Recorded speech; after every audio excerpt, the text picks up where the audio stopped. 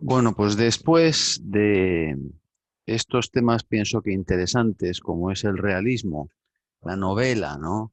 La novela decimonónica, que es, como dije, el grado cero de la novela como género literario, ¿eh?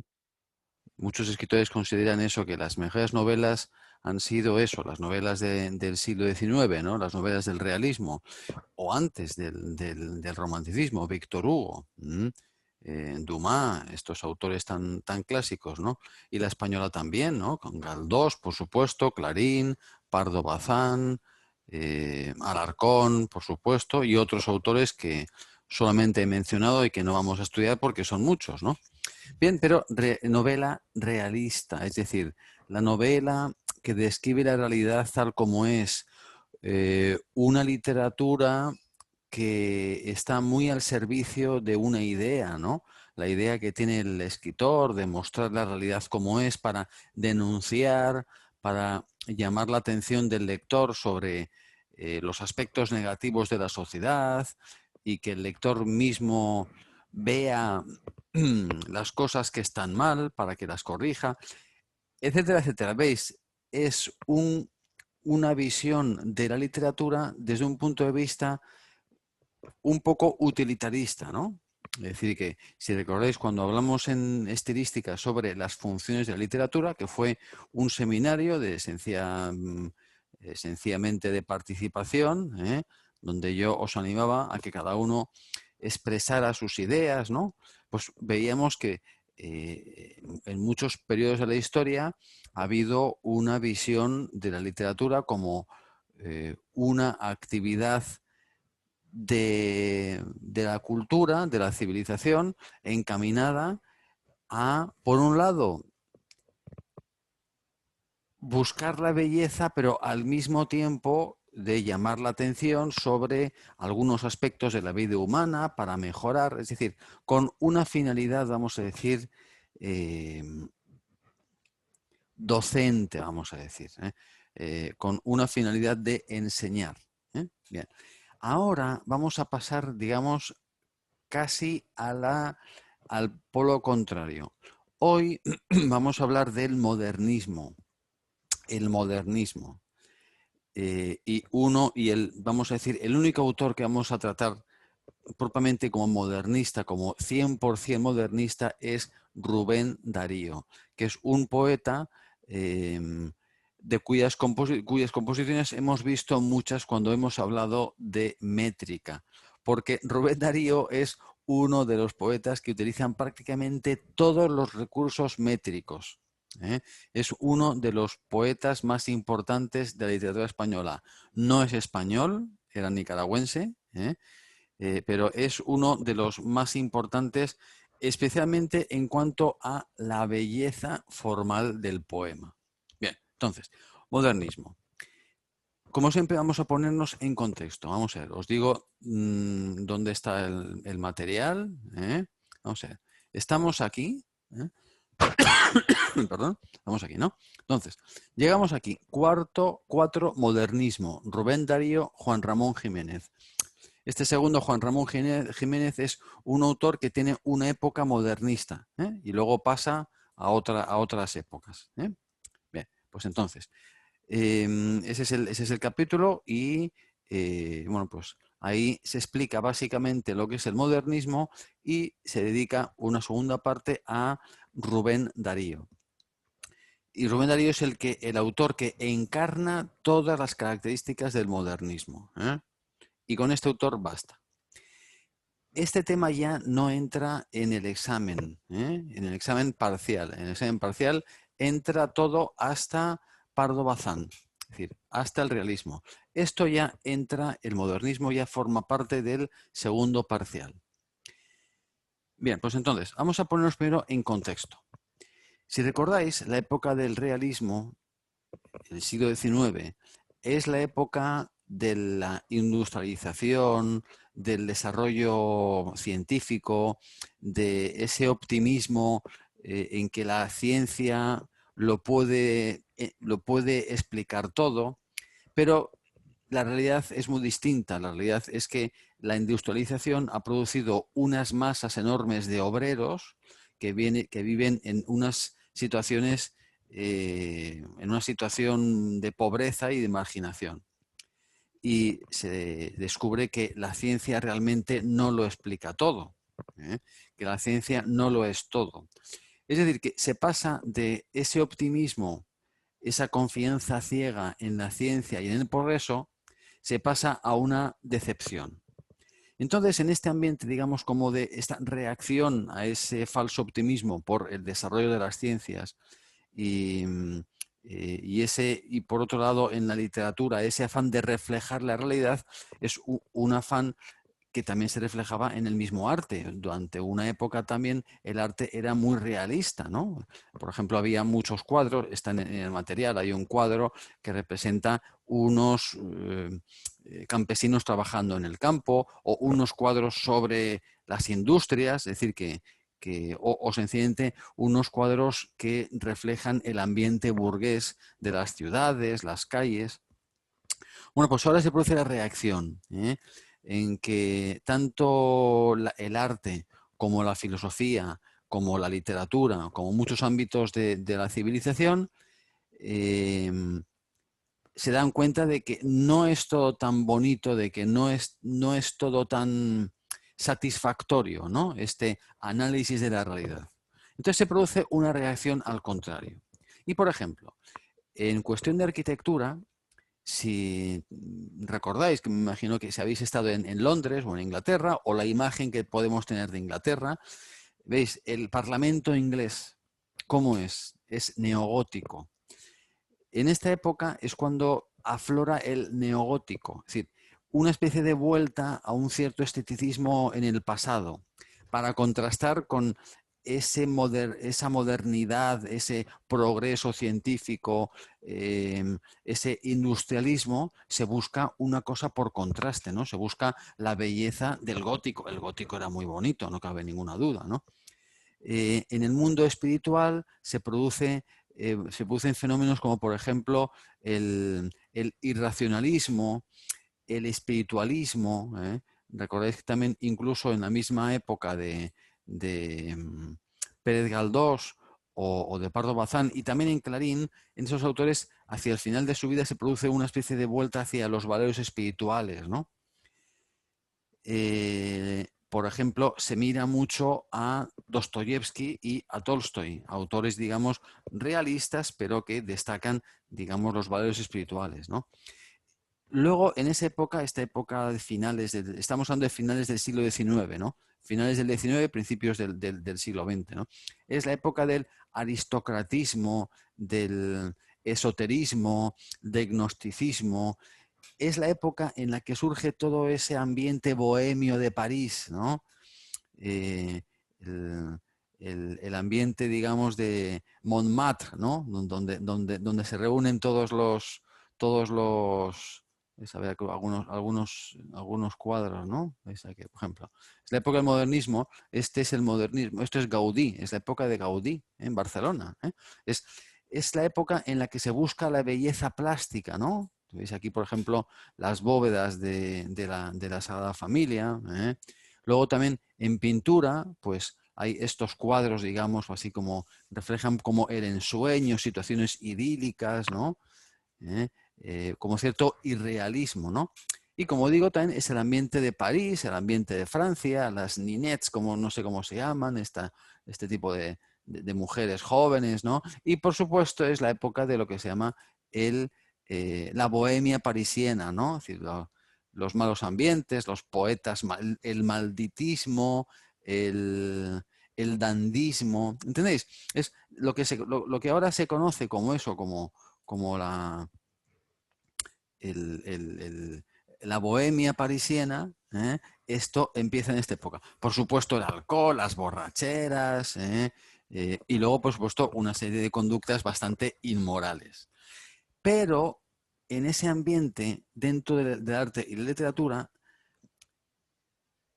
es cuando prevalece esta idea de la que también hablamos cuando hablamos de la finalidad de la literatura, que es el arte por el arte, el arte por el arte. Es cuando surge esa idea de que hay que encontrar la belleza, es decir, que en este mundo industrializado y horrible, lleno de pobreza, unos ricos que tienen mucho dinero, unos pobres que tienen muy poco dinero, hay que volver los ojos a la belleza. Hay que escapar, huir de este mundo del que estamos tan insatisfechos y buscar la belleza. Y es cuando se formula este principio, el principio del arte por el arte. Es decir, que buscar la belleza por encima de todo, sin buscar ninguna finalidad.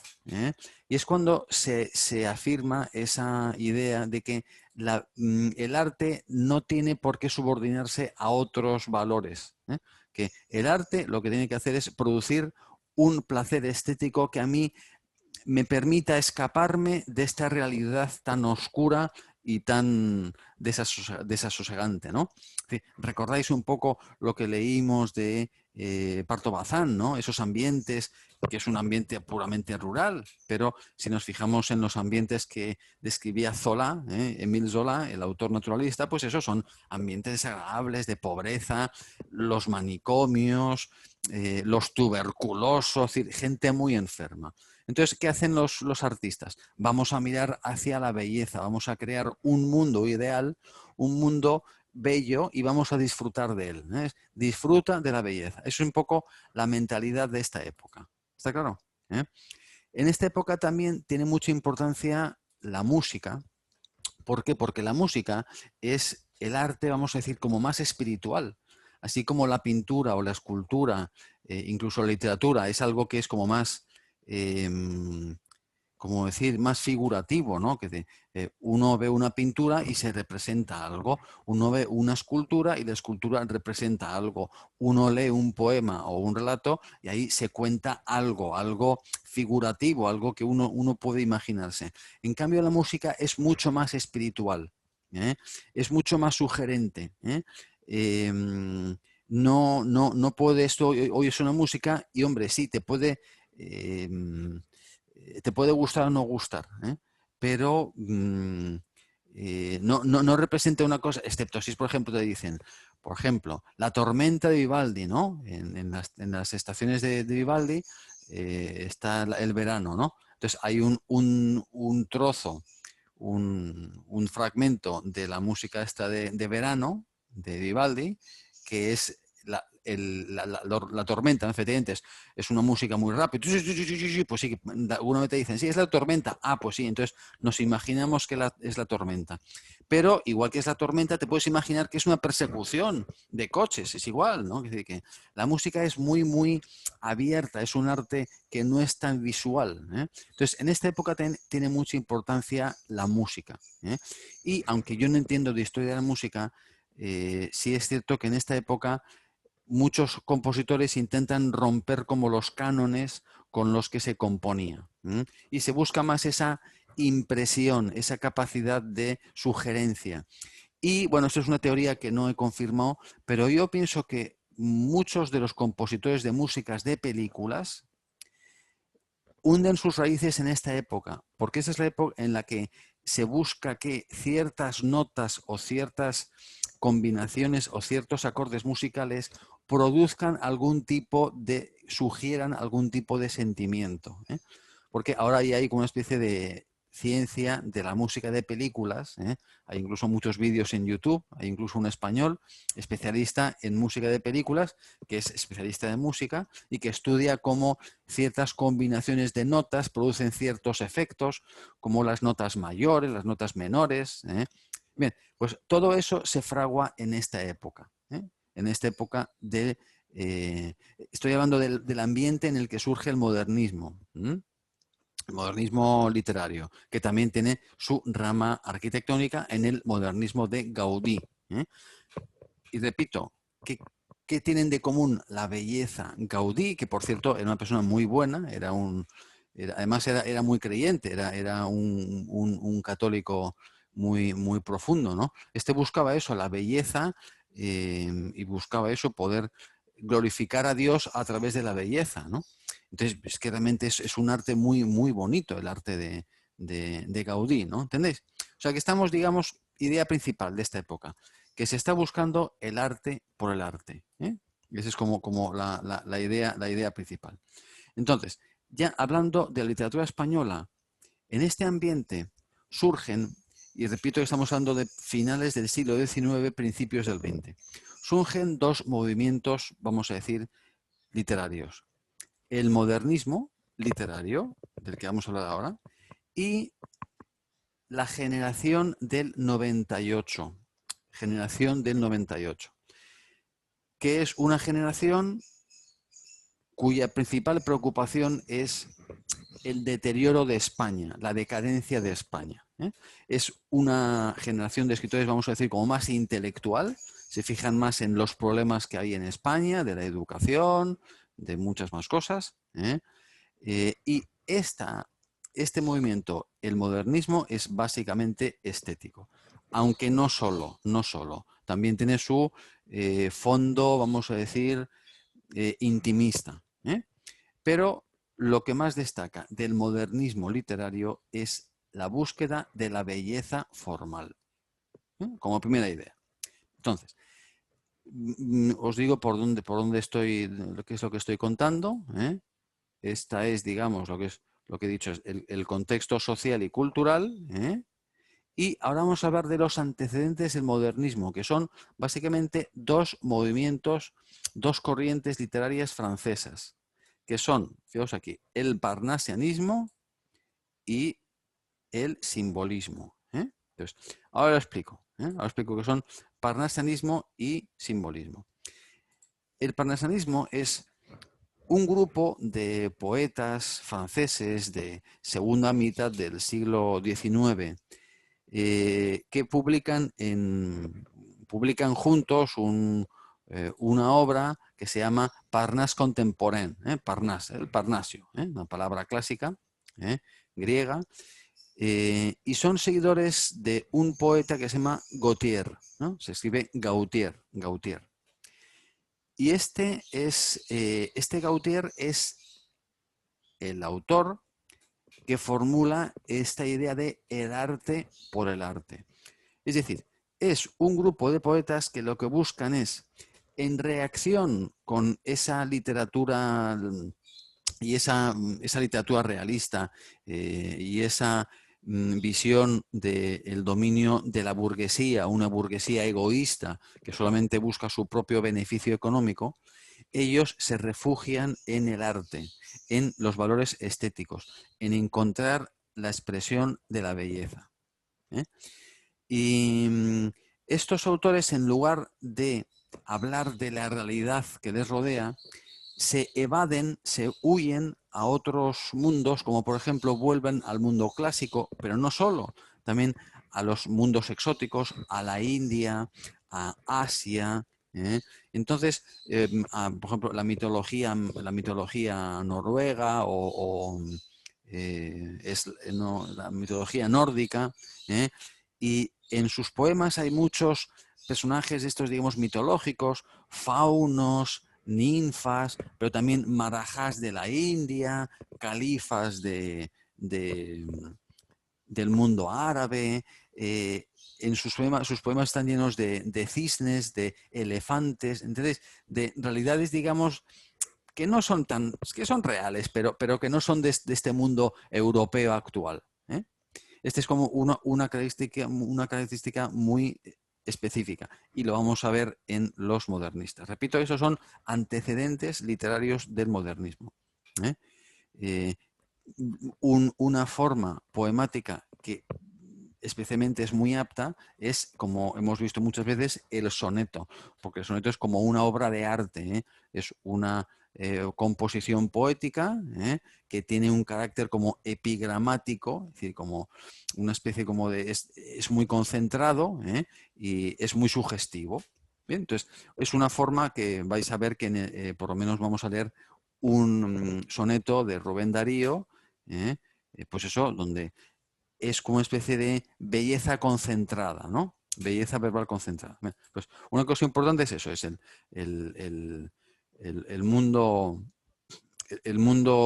parnasiano, o sea, que es esa huida, esa ese escapismo, escaparse a otras civilizaciones que no son la nuestra, donde soñamos que el mundo es feliz. Bien, parnasianismo. Y la otra corriente que influye mucho en el modernismo es el simbolismo. Símbolos siempre ha habido en literatura. Hace poco hemos hablado en estilística que bueno, pues el símbolo es un elemento que hay que saber descubrirlo, pero realmente ha estado, por ejemplo, en San Juan de la Cruz hay muchos símbolos. San Juan de la Cruz, como es un místico, pues utiliza símbolos para expresar realidades espirituales, digamos, ¿no? Pero ahora, en esta época, es cuando el símbolo se convierte en un elemento literario de primer plano, digamos, ¿no? El autor principal que expresa estamos a decir, esta idea del simbolismo es Baudelaire, es Baudelaire, ¿no? Entonces, vamos a leer un poema suyo, está en francés, pero está traducido al español, fijaos. Es como la esencia del simbolismo. ¿Qué es el simbolismo? Él dice, en un poema muy importante de este libro, se llama Las flores del mal, es un libro muy importante en la literatura universal, escribe: la naturaleza es un templo cuyos vivientes pilares dejan a veces escapar confusas palabras. El hombre posa allí a través de bosques de símbolos que lo observan con miradas familiares. Bien, un poco que feos. La naturaleza es un templo cuyos vivientes pilares dejan a veces escapar confusas palabras. ¿Cuál es la idea de este autor? Que la naturaleza es visual, ¿no? Las cosas que vemos esconden unas realidades espirituales, esconden unas ideas que tenemos que descubrir, no cualquiera, nosotros, los poetas. Es decir, que el poeta es como una especie de sacerdote, una especie de vate, es que sí, vate con V, ¿no? Que tiene que descubrir qué significados están detrás de las realidades naturales. ¿Entiendes? Así que en esta época los poetas dicen que el mundo sensible es un reflejo de un mundo oculto. Y es el poeta el que tiene que descubrir y revelar con sus composiciones, con el lenguaje poético, tiene que descubrir ese mundo oculto que está dentro del mundo visual. Y entonces se le da al poeta y al poema un gran valor, vamos a decir, como de descifrador, que el poema puede descifrar de alguna manera, claro, no de un modo, vamos a decir, riguroso, científico, como un manual universitario, sino de un modo sugerente, de un modo sugerente. Así que se busca ahora que la poesía exprese de tal manera que el lector pueda como entrever, vislumbrar esa realidad que está detrás del mismo poema. Entonces, aquí habríamos hablado antes de la importancia de la música, ¿no? Bueno, pues uno de los elementos que van a utilizar los poetas para intentar reflejar esa realidad oculta que está detrás de la naturaleza es la musicalidad, la sonoridad, el ritmo. Entonces vais a ver que uno de los elementos más importantes de la poesía es la musicalidad. Es que se busca el efecto sonoro. Lo que hemos dicho muchas veces de que el lenguaje literario es al mismo tiempo es material, es fónico, digamos, es material, son palabras, pero que tienen un significado detrás. Ahora se potencia, es la época en la que más se potencia esta unidad entre forma y fondo. Pero incluso se le da más importancia a la forma, porque, repito, estamos en la época en la que se destaca la belleza formal. Lo que se busca es la belleza formal. Pero también se busca que a través de esa belleza formal y en concreto a través del ritmo, de la musicalidad, de las aliteraciones, de de los sonidos que te pueden sugerir algo, vamos a ver ejemplos ahora, ¿eh? Se busca eso, que te reflejen la realidad que se está significando, ¿eh? Pero, en cualquier caso, repito, tiene prioridad la forma, la belleza, la musicalidad, el ritmo de la poesía, ¿eh? Bien, entonces, este es Baudelaire, es como el principal autor, pero hay otros autores que son, por ejemplo, Verlaine, Mallarmé, son autores, digamos, clásicos en literatura francesa, ¿eh? Autores finiseculares, es decir, de final del siglo XIX, principios del XX. Muchos de ellos tuvieron una vida muy agitada, muy de parisina, muy de borracheras, es la época también en la que algunos autores también utilizan las drogas también para buscar ese otro mundo, meterse en el mundo del ensueño, ¿no? ¿no? Pues eso, lo que se llaman sustancias estupefacientes, ¿no? La droga para intentar buscar otros mundos, ¿no? Bien, entonces, os leo aquí vamos a ver aquí un poema, ¿eh? Que refleja precisamente eso, fijaos ahí, dice, la poesía se hace sugerencia, ¿eh? Dice, así buscamos el matiz débil, siempre matices, matiz es nuanzas, ¿ves, no? Nuanzas, es un matiz que te sugiere una idea. El color nunca, no un color claro, sino el matiz. O el matiz solo logra desposar, casar, unir sueños con sueños y alma con música. ¿Eh? Que la poesía se hace muy sugerente. ¿Eh? Y repito, que tiene primacía, tiene prioridad la belleza formal sobre el contenido, aunque el contenido también es importante, pero tiene más importante la forma, producir ese placer, ese placer, ¿eh? Y un placer que a la vez te puede llevar a contemplar un mundo que no vemos directamente. Bien, pues ya está. Parnasianismo y simbolismo. ¿Mm? Bien, y luego hay otras influencias en el modernismo que son Allan Poe, ¿recordáis? Este escritor americano, que es el autor, si recordáis, de ese ensayo que se llama El principio poético, en el que expresa que la poesía no es una cuestión de inspiración solamente, sino que es de mucho trabajo y que tiene como objetivo crear una obra perfecta, estéticamente perfecta, ¿eh? Es uno de los autores que más influyeron en esta época, ¿eh? Allan Poe. Y dentro del mundo hispánico tiene mucha importancia Bécquer, Gustavo Adolfo Bécquer, ¿eh?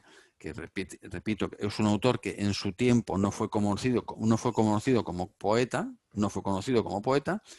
pero influye mucho en los poetas posteriores. ¿Por qué? Porque en buena parte un aspecto importante de la poesía modernista es el intimismo. Aunque tiene mucho de belleza formal, en el fondo esa belleza formal está encubriendo una intimidad de un poeta descontento con la realidad. Y de hecho hay como una segunda etapa de estos poetas, y en concreto lo vamos a ver en Rubén Darío, en que su segunda época es mucho más intimista. Y en cualquier caso, muchos de estos poetas, sus primeros poemas son beckerianos, se dice así, es esta expresión, beckeriano, es decir, son poesías de signo beckeriano, ¿eh? Son como sus primeros poemas, ¿eh? Es decir, de signo intimista, son muy íntimos, muy líricos, en los que, como muy bien nos gusta decir, el poeta realmente expresa sus sentimientos, ¿eh? Su melancolía, su nostalgia, su descontento, su desengaño del mundo. ¿Está claro? Bien, pues estos son como los elementos básicos, como decir, los antecedentes ideológicos y estéticos del modernismo. Parnasianismo, la belleza formal, los faunos, las ninfas, los centauros, los unicornios, los califas, los marajás de la India, la mitología nórdica, etcétera, etcétera. Y el simbolismo, la búsqueda de la poesía con su sonoridad y su musicalidad sugiera unos mundos que están más allá, y unas ideas que nos están ocultas. Allan Poe, con también su búsqueda de la belleza formal, el trabajo racional para escribir una obra literaria estéticamente perfecta, y ese fondo, ese intimismo de Becker. Estos son como los 4 grandes elementos de la poesía ¿eh?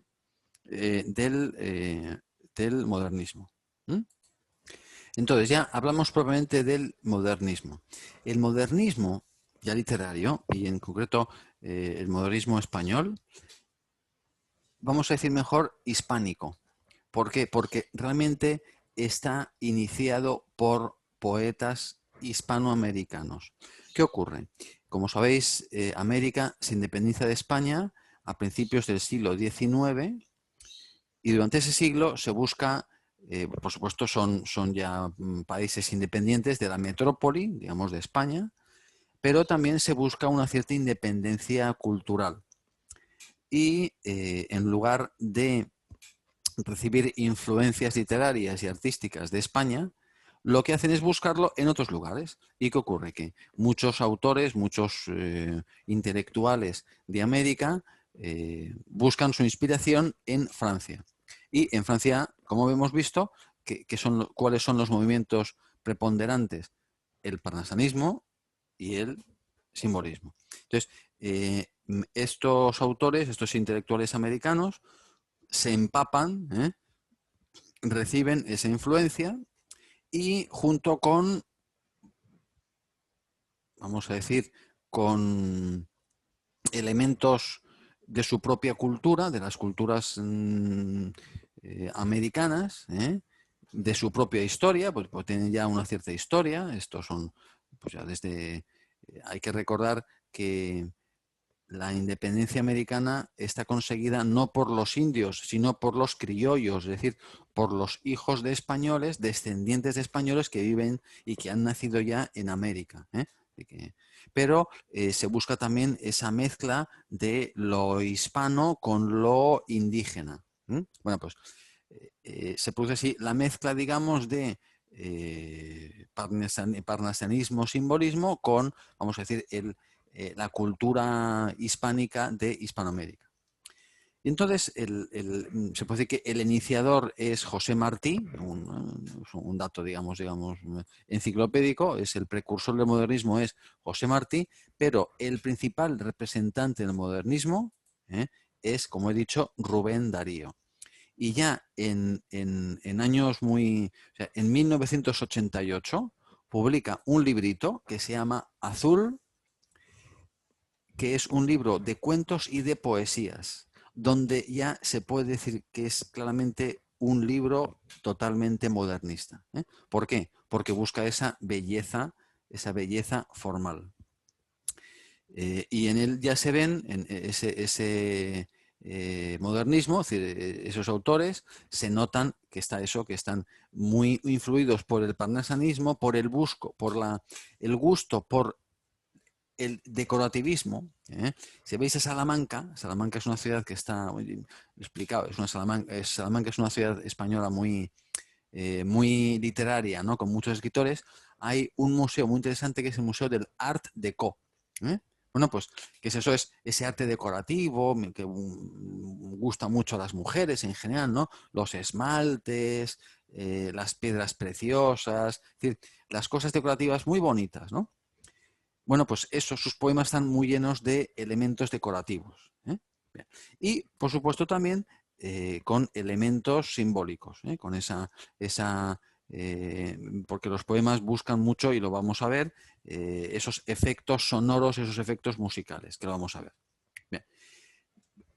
Os digo por dónde vamos para que sepáis. Estoy hablando ahora de esto. Hemos hablado de modernismo, que repito, es un movimiento que surge en Hispanoamérica, y que luego pasa a España. Rubén Darío después lo transmite. Rubén Darío es un nicaragüense que fue también diplomático, estuvo en París, luego estuvo en España, y en España influyó muchísimo porque es un autor muy brillante, con un conocimiento y un dominio del idioma prodigioso. Bien, entonces, y a continuación vamos a hablar de la temática del modernismo. Temática. Entonces, empleo palabras claves, ¿no? Hay como dos grandes áreas temáticas del modernismo. Por un lado, está lo que hemos dicho, la belleza formal, el mundo sensible, el mundo pagano, los ambientes aristocráticos, los palacios. El símbolo principal de o la imagen principal del modernismo es el cisne, Gulbe, ¿no? El cisne. Eso quedaros como idea, ¿no? El cisne. Eso es como la temática principal. Los ambientes refinados, las mujeres bellas, las noches de pasión. Eso es como un primer capítulo. Y otro capítulo es el intimismo, es, digamos, la expresión de la melancolía y la angustia del poeta. Porque, recuerdo, estamos hablando de que el poeta es un ser sensible que se revela contra ese mundo tan prosaico como es la realidad, la industrialización, la burguesía egoísta, etcétera, etcétera. Bueno, pues el poeta es un ser sensible y entonces, por un lado, se refugia en esos mundos artificiales, bueno, exóticos, pero también expresa su propia intimidad. Bien, entonces, un tema básico es lo que hemos dicho, el escapismo, es decir, que los escritores rechazan la sociedad utilitaria y recurren a las pasiones, a la irracionalidad, al ensueño, a lo misterioso, a lo fantástico, a lo exótico, a mundos remotos, o mitologías antiguas para escapar de esa realidad. Entonces, ahora otra palabra clave, ambientes aristocráticos. Es decir, que los motivos o los ambientes principales que describe la literatura modernista, ¿qué son? Pues son palacios con princesas y vizcondes y marqueses o marquesas, todo con esplendor, lleno de marfil, de piedras preciosas, de topacios, de esmaltes, de amatista, es decir, todas estas palabras de, ¿no? Branguinives, ¿no? Este tipo de cosas, ¿no? Fuentes con cisnes, por supuesto, el cisne siempre está presente en toda la poesía, ¿no? El cisne, que es, fijaos que lo que es el cisne, ¿no? Es un animal muy bello, muy grande, blanco, muy bonito, muy elegante, muy esbelto, con movimiento lento, ¿no? Pues eso, el cisne es como una especie de símbolo del modernismo, de un animal bello, ¿no? ¿Ves, no? Y por supuesto, en esos poemas hay todo tipo de plantas, todo tipo de flores súper exóticas, los renumbos, vamos a ver que hay muchísimos nombres de flores, ¿no? Bien. Vamos a leer aquí un pequeño fragmento, un pequeño poema, ¿no? El olímpico cisne de nieve, con el ágata rosa del pico, ilustra el ala eucarística y breve que abre al sol como un casto abanico. ¿Ves? ¿Ves? Habla del cisne de nieve, ¿no? Que ves el cisne, ¿no? Y una mujer, ¿no? El cisne de nieve con el ágata rosa, es decir, el pico del cisne es como un ágata, ¿no? Como es una piedra preciosa, el ágata, ¿no? Lustra, limpia, saca brillo, ¿no? El ala eucarística y breve, ¿no? La Eucaristía es blanco, ¿no? Entonces, aquí hace una asociación con la blancura y la Eucaristía, ¿no? Y breve que abre al sol como un casto abanico. Si veis, si contáis los versos, las sílabas, es el olímpico cisno de nieve. Vamos a ver que la poesía modernista utiliza metros no habituales. 10 sílabas no es habitual, pero son metros o versos con una gran musicalidad, especialmente una gran musicalidad rítmica. El olímpico cisne de nieve, con el ágata rosa del pico, lustra el ala eucarística y breve, que abre al sol como un casto abanico, ¿veis, no? Que tiene un ritmo, como esas canciones de los niños de las guarderías, ¿no? Que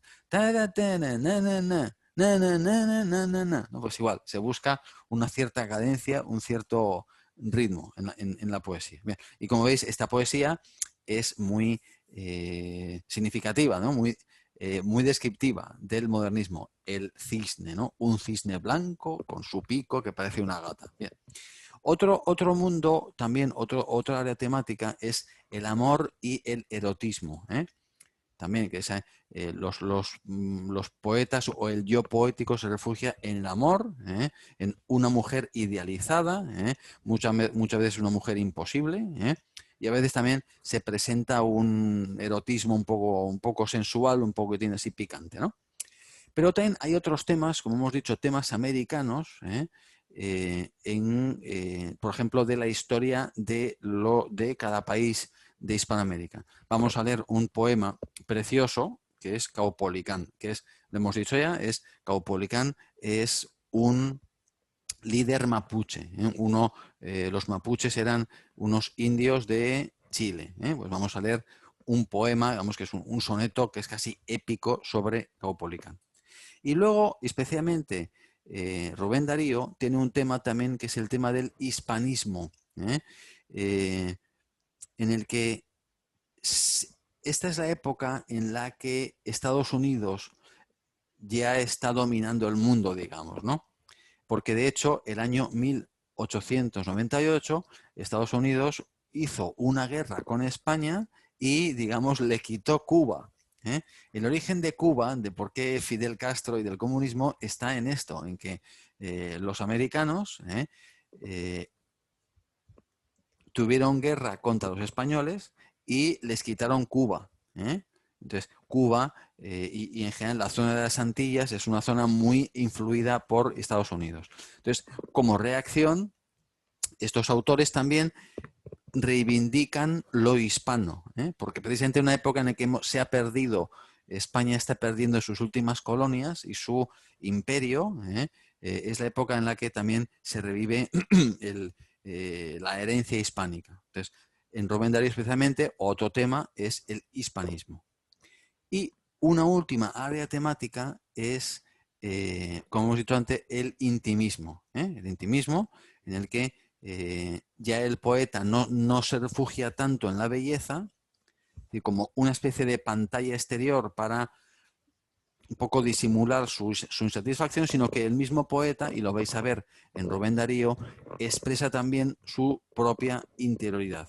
Eso sí, lo hace con las mismas formas métricas, buscando el ritmo, buscando la belleza formal. Es decir, que es una expresión de la intimidad, pero sujeta a los imperativos de la métrica. Y por supuesto buscando el efecto musical, el efecto rítmico, el efecto sonoro. Pero ahí ya, la temática ya es propiamente la intimidad del poeta.